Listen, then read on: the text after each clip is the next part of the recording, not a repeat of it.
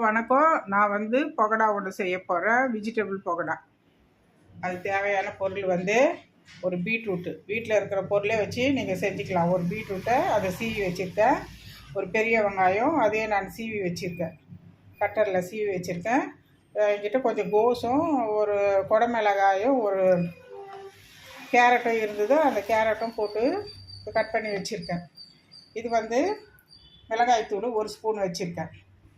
இது கரம் மசாலா கொஞ்சம் 1/4 ஸ்பூனு, சோம்பு சீரகம் தூள் அது 1 ஸ்பூனு, சோம்பு கொஞ்சம், உப்பு கொஞ்சம் வச்சுருக்கேன். இது கடலை மாவு. அது ஒரு ஒரு பிளேட்டில், சின்ன பிளேட் இது, அது பிளேட்டில் அது ஃபுல்லாக வச்சுருக்கேன். இந்த சின்ன பிளேட்டில் 1/4 கப்பு அரிசி மாவு வச்சுருக்கேன். இதுதாங்க அது தேவையான பொருள். இப்போ அந்த தேவையான பொருளை எல்லாம் போட்டு நம்ம இதில் மிக்ஸ் பண்ணுவோம். இப்போ எண்ணெய் காஞ்சிடுச்சு. இப்போ காஞ்சிட்டனால இப்போ சும்மா ஒன்று போட்டு பார்ப்போம். நல்லா பொங்கி வருது. இப்போ நம்ம இந்த பகோடாவுக்கு தேவையானதை போட்டுருவோம்.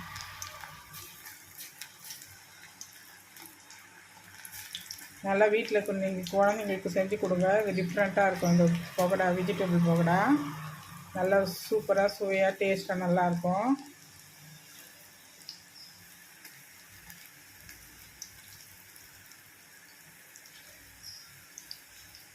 இதை வறுத்துட்டு உங்களுக்கு நான் காமிக்கிறேன். இது அந்த சட்டிக்கு இப்போ இது போதுமானது.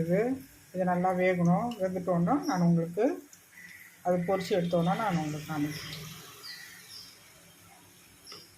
இது கலந்து வச்சுருக்கேன்ல இந்த மாவு, இது கலந்து வச்சுருக்கிற மாவு.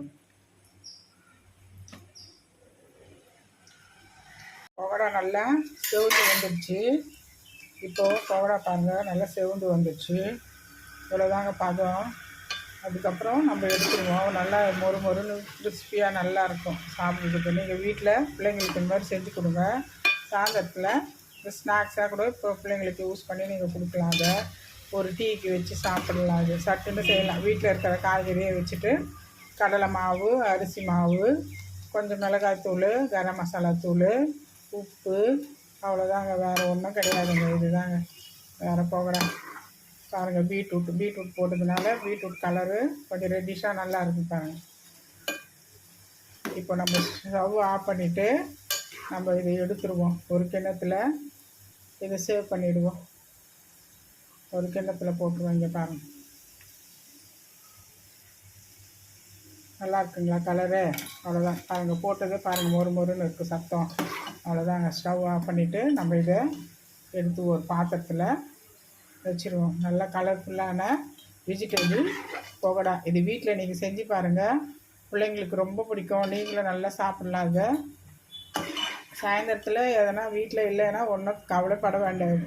வீட்டில் என்ன இருக்கோ அந்த பொருளை வச்சு நம்ம மாவு என்ன இருக்கோ அந்த மாவை வச்சு, கடலை மாவு இருந்தால் கடலை மாவு, அரிசி மாவு அதெல்லாம் போட்டு நம்ம இந்த மாதிரி பகோடா பண்ணி நம்ம சாப்பிட்லாம். சாப்பாட்டுக்கும் வச்சுக்கலாம், எல்லாம் குழம்புக்கும் வச்சு சாப்பிட்லாம். சூப்பராக இருக்கும். வெறும் நம்மவும் சாப்பிட்லாம்,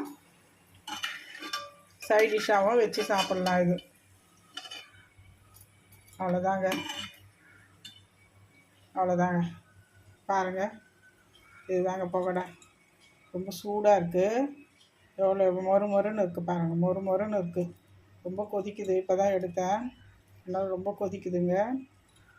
இதுதாங்க பகோடா. வேறு ஒன்றும் இல்லைங்க. கடையில் வாங்க வேண்டியதில்லை. வீட்டிலே நம்ம செஞ்சுருவோம். இதை செஞ்சு பாருங்கள். தேங்க்யூ.